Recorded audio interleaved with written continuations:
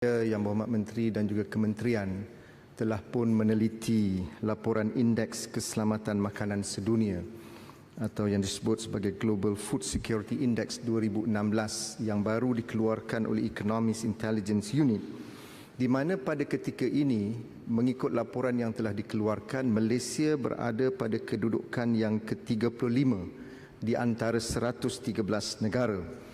Manakala jiran kita Singapura berada di tempat yang ketiga daripada 113 negara ini.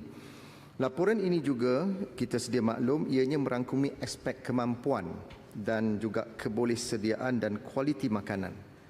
Laporan yang sama menyebut dalam konteks kemampuan Malaysia berada di tangga 41. Persoalannya ialah yang dinyatakan dalam laporan ini, kedudukan Malaysia lebih rendah berbanding dengan negara-negara lain kerana penggunaan makanan mewakili 20.8% daripada perbelanjaan isi rumah.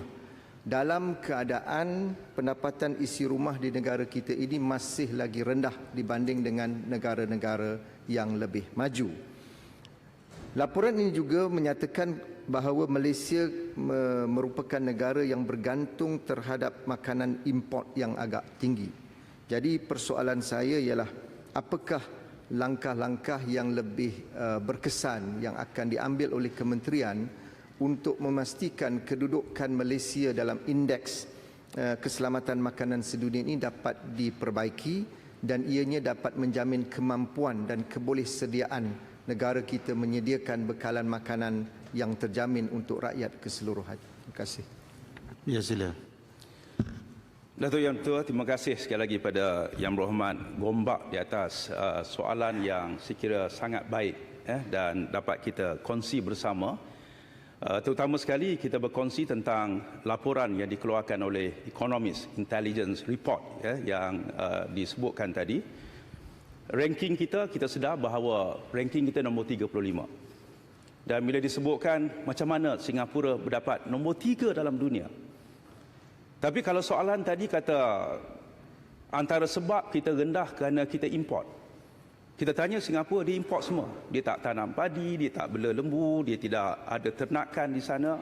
Satu perkara yang agak dilihat pelik di sini kalau dikatakan bahawa food security ataupun jaminan keselamatan ialah keupayaan negara itu mengeluarkan makanannya sendiri. Singapura tak tanam apa-apa tetapi tinggi. Di sini ranking yang dimasukkan ialah 3 perkara sebagaimana yang Berhormat sebutkan tadi, dari segi kemampuan, affordability, kebolehan berapa tak makanan itu, dari segi accessibility, dan yang ketiga dari segi quality makanan, food safety. Jadi Singapura dilihat rakyatnya mampu beli, maka itu selamat kerana pendapatannya mereka tinggi dan import menjadi murah, maka dianggap bahawa dia lebih tinggi dan regime food safety-nya adalah tinggi. Dia pastikan makanan itu selamat, tidak ada contamination, chemicalnya tak ada dan sebagainya. Dia adalah negara antara yang strict dalam soal ini. Saya setuju perkara ini sepatutnya menjadi satu tanda aras baru yang perlu kita lihat negara kita.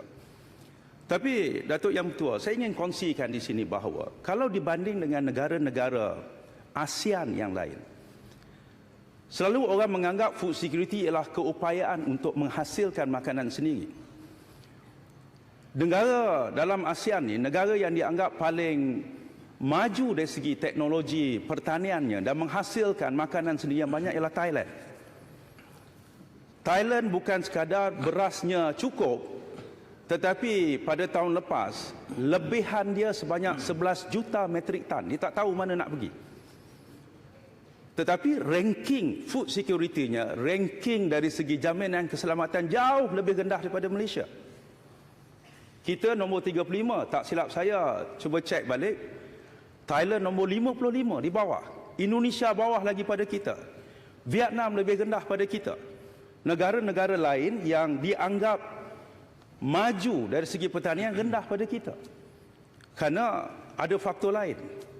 Mungkin kita dianggap antara yang terbaik di kalangan negara dari segi rejim food security kita. Saya ucap terima kasih pada Kementerian Kesihatan dan yang lain yang melihat antara perkara-perkara dalam amalan pertanian yang baik. Kalau kita nak import, kita kena cek betul-betul.